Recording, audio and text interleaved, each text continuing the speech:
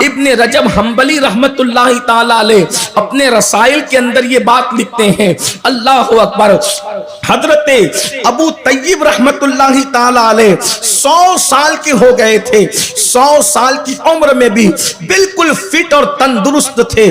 اللہ اللہ، کسی نے سوال کیا، اے ابو طیب یہ تو بتائیں 100 سال کی عمر میں بھی آپ جوانوں کی طرح بالکل فٹ ہے، آپ جوانوں کی طرح بالکل مضبوط ہے، اس کا راز کیا ہے؟ آج لوگ سمجھتے ہیں مرگن غذائیں صحت کا راز ہے، طاقتور غذائیں صحت کا راز ہے، نرم گدوں پر لیٹنا صحت کا راز ہے، مگر یاد رکھیں، تلاش کرو طاقتور غذائیں کھانے والوں کو، جو لوگ طاقتور غذا کھا کر خدا کی نافرمانی کرتے ہیں، قوت والی غذائیں کھا کر اپنی راتوں کو عیاشیوں کی نظر کر دیتے ہیں، دیکھو کیسی کیسی بیماریوں کے اندر مبتلا ہوتے ہیں، کیسی کیسی تباہیوں کے اندر گرفتار ہوتے ہیں۔ میں یہ نہیں کہتا کہ جو بیماری میں مبتلا ہوتے ہیں وہ سب برے ہیں، اللہ رب العزت کبھی کبھی اچھے انسانوں کو بھی آزمائش اور امتحان کے طور پر بیمار کرتا ہے، لیکن اکثریت لوگوں کی دیکھی جائے تو جرائم کی بنیاد پر بیماریاں آتی ہیں۔ یاد رکھو، جوانی کے اندر پانی میں آگ لگانے والوں اور یہ سوچتے ہو کہ کون دیکھنے والا ہے، کون پکڑ کرنے والا ہے، کون روکنے والا ہے؟ جمہوری ملک میں رہتے ہیں، ہم جو چاہیں گے کریں گے، جسم ہمارا ہے، مرضی ہماری ہے، دولت ہماری ہے، مرضی ہماری ہے، طاقت ہماری ہے، مرضی ہماری ہے، آنکھیں ہماری ہے، مرضی ہماری ہے، ہم جو چاہیں گے کریں گے۔ سن لو، اگر مومن ہو تو قرآن کہتا ہے ان بطش ربک لشدید، کوئی تیری پکڑ کرے نہ کرے، اللہ پکڑ کرنے والا ہے، اور اللہ کی پکڑ بڑی سخت ہے، ہر ایک کی پکڑ سے کوئی نہ کوئی چھڑا سکتا ہے، مگر اللہ کی پکڑ سے کوئی نہیں چھڑا سکتا۔ میرا رب فرماتا ہے ان عذاب ربک لواقع، بے شک تیرے رب کا عذاب واقع ہو کر رہے گا، ما لہ من دافع، اور جب وہ عذاب دینے کا فیصلہ کر لے تو دنیا کی کوئی طاقت اس عذاب کو جو ہے وہ دفع نہیں کر سکتی، یعنی کہ اس عذاب سے تجھے بچا نہیں سکتی۔ اللہ اکبر، اے میری قوم کے جوانوں، اپنی جوانی پر رحم کرو۔ اللہ اکبر، ادھر بیٹھ کر، ادھر بیٹھ کر، یہاں بیٹھ کر، وہاں بیٹھ کر، ہوٹلوں پر بیٹھ کر، دریاؤں کے کنارے جا کر، سمندروں کے کنارے جا کر عیاشیوں کے آشیانے تعمیر کرنے والوں، رب کی پکڑ بڑی سخت ہے، جب وہ پکڑ کرتا ہے تو پھر اللہ اکبر توبہ کی توفیق بھی چھین لی جاتی ہے۔ اللہ اللہ، آج میرا جوان کہاں جا رہا ہے؟ ابو طیب رحمت اللہ علیہ 100 سال کی عمر میں بھی بالکل فٹ ہے، تندرست و توانا ہے۔ لوگوں نے پوچھا توانائی کا راز کیا ہے؟ ارشاد فرماتے ہیں جب میں جوان تھا میں نے اپنے آپ کو گناہ سے بچایا، اور جب میں بوڑھا ہو گیا تو اللہ نے مجھے کمزوریوں سے بچا لیا، اللہ نے میرے جسم میں طاقت اور قوت کو باقی رکھا۔ اور اسی طرح سے اس کے برعکس ابن رجب کہتے ہیں ایک مرتبہ سید الطائفہ طاؤس العلماء حضرت سیدنا جنید بغدادی رضی اللہ تبارک و تعالیٰ عنہ ایک مرتبہ بغداد کے بازار سے جا رہے تھے، ایک بوڑھا لوگوں کے درمیان ہاتھ پھیلا کر کے بھیک مانگ رہا تھا۔ جوانوں بہت غور سے سننا، کما کر اڑانے والوں، کما کر عیاشی کرنے والوں، دولت کے نشے میں رب کو بھولنے والوں، دولت اور جوانی کے نشے میں خدا کی عبادت سے دور بھاگنے والوں، یاد رکھو ذرا اللہ رب العزت کے قانون پر بھی نظر رہے، اس کی غیرت پر بھی نظر رہے۔ اللہ اکبر، سید الطائفہ نے دیکھا ایک بوڑھا ہے جو بازار میں بھیک مانگ رہا ہے، مگر کوئی اس کو بھیک بھی نہیں دیتا، کوئی اس کے دامن میں بھیک بھی نہیں ڈالتا۔ لوگوں نے حضرت جنید بغدادی سے کہا اہل بغداد کیا اتنے بے مروت ہو گئے؟ صوفیہ کی زمین کے لوگ، اولیاء کی زمین کے لوگ اتنے بے مروت ہو گئے کہ کسی بوڑھے کے دامن میں بھیک ڈالنے کے لیے تیار نہیں ہے تو سید الطائفہ نے اس بوڑھے کا چہرہ دیکھ کر فرمایا یقیناً اس نے اپنی جوانی کو عیاشی اور مکاری میں گزاری ہوگی، گناہ اور پاپ میں گزارا ہوگا۔ قدرت نے بڑھاپے میں اتنی ذلت مسلط کی کہ اس کو کوئی بھیک دینے والا نہیں ہے۔ جب لوگوں نے تحقیق کیا تو معلوم ہوا کہ سید الطائفہ کا فرمان بالکل سچ ہے۔ اللہ اکبر۔ جب معلومات لی گئی تو اس نے جوانی میں آوارگی کی تھی، اس نے جوانی میں عیاشی کی تھی، اس نے جوانی میں پاپ کیے تھے، اس نے جوانی میں جرائم کیے تھے۔ کیا پتا چلا اگر جوانی میں گناہ سے بچو گے تو اللہ بڑھاپے میں بھی طاقت عطا کرے گا، بلکہ اللہ بڑھاپے سے محفوظ رکھے گا۔ اس لیے کہ سفید داڑھی کا نام بڑھاپا نہیں ہے، جسم کی کمزوری کا نام بڑھاپا ہے، آنکھوں کی روشنی چلے جانے کا نام بڑھاپا ہے، بالوں کے جھڑ جانے کا نام بڑھاپا ہے، اللہ اکبر، اعضاء کے کمزور ہو جانے کا نام بڑھاپا ہے۔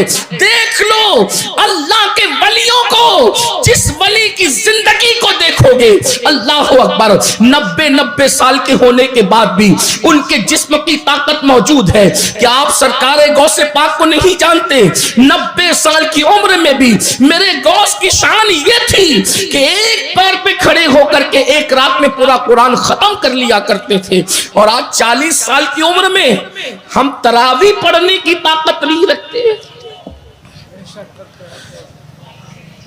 اگر کہیں قرآن اطمینان سے پڑھا جاتا ہے تو لوگ وہاں نہیں جاتے کیونکہ کھڑا نہیں رہ جاتا۔ کہاں 1 گھنٹہ کھڑا رہنا، اس میں بھی کئی مرتبہ رکوع و سجود ہے، اور کہاں ایک پیر پہ کھڑے رہنے کا کیا مطلب ہے؟ ہمارے بزرگوں نے ہمیں ایک پیر پہ کھڑے رہنے کا جو مطلب سمجھایا ہے وہ یہ ہے، لوگ یہ سمجھتے ہیں کہ ایک پیر اٹھا کر کے اور ایک پیر پہ دوسرے پیر کو رکھ کر کے تو لوگ اس کا مذاق اڑاتے ہیں۔ اولیاء کو سمجھنے کے لیے بھی کم سے کم ولیوں کی غلامی کی ضرورت ہے۔ ایک پیر پہ کھڑے رہنے کا مطلب کیا ہے؟ جیسے ہم کہتے ہیں نا ایک نشست میں یہ کام کرنا، ایک نشست کا مطلب یہ ہے کہ بیٹھا ہے تو بیٹھا ہی رہے، اس کو کہتے ہیں ایک نشست۔ اور ایک پیر پہ کھڑے ہونے کا مطلب کیا ہے کہ ایک مرتبہ کھڑا ہوا اب دوبارہ کوئی حرکت نہ کرے، اسی حالت میں کھڑے ہو، اس کو کہتے ہیں ایک پیر پر کھڑا رہنا۔ اس کا یہ مطلب نہیں کہ ایک پیر اٹھا کر کھڑا رہنا، یہ تو شریفوں کی عادت بھی نہیں ہے۔ ایک پیر پہ کھڑے رہنے کا مطلب یہ ہے قرآن شروع کیا کھڑے کھڑے اور اسی حالت میں کھڑے کھڑے پورا قرآن مکمل کر دیا۔ یا ایک پیر پہ کھڑے ہونے کا مطلب یہ بھی بیان کیا گیا کہ ایک پیر پر زور دے کر کے کھڑے ہوئے اور دوسرے پیر کو ہلکا کر دیا۔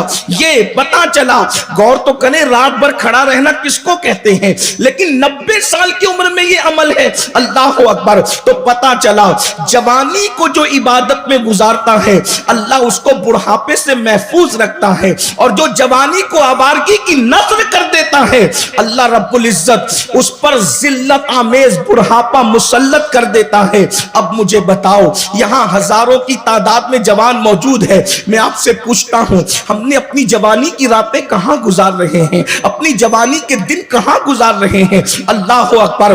ہفتہ ہفتہ ہو جاتا ہے، کبھی مسجد کا منہ بھی نہیں دیکھتے، ہفتہ ہفتہ ہو جاتا ہے، کبھی مسجد کے قریب بھی نہیں جاتے، بلکہ برسوں ہو جاتے ہیں فجر میں ہم مسجد کا منہ نہیں دیکھتے۔ کتنے لوگ ہیں جنہوں نے برسوں پہلے فجر میں مسجد کا منہ دیکھا تھا، کچھ لوگ تو پوری زندگی فجر کی نماز میں نہیں جاتے۔ اللہ اکبر۔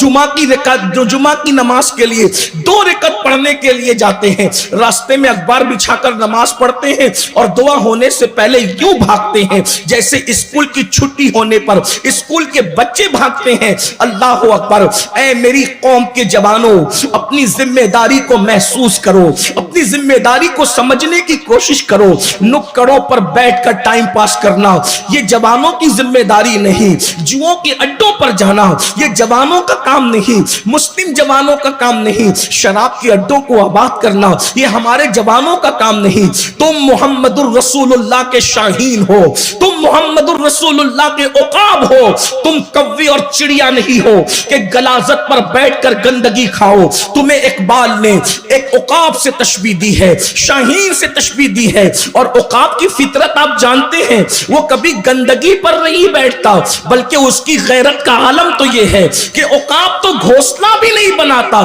چڑیے اور کووں کے گھونسلے ہوتے ہیں، عقاب کا کوئی گھونسلہ نہیں ہوتا۔ نہیں تیرا نشے من قصر سلطانی کے گنبد پر تو شاہی ہے، بسیرا کر پہاڑوں کی چٹانوں میں۔